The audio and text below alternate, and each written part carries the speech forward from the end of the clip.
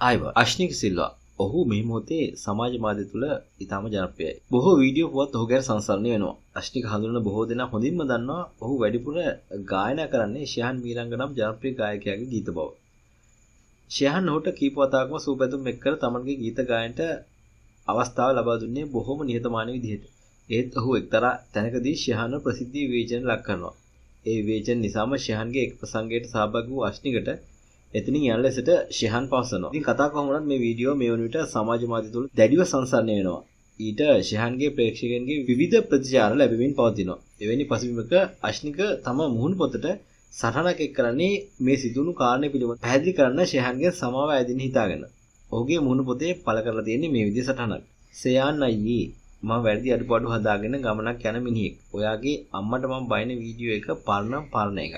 ඒකට මට සමා වෙන්න අයියේ. ඔයා තමයි මගේ ගායත් ලෝකේ වීරයා.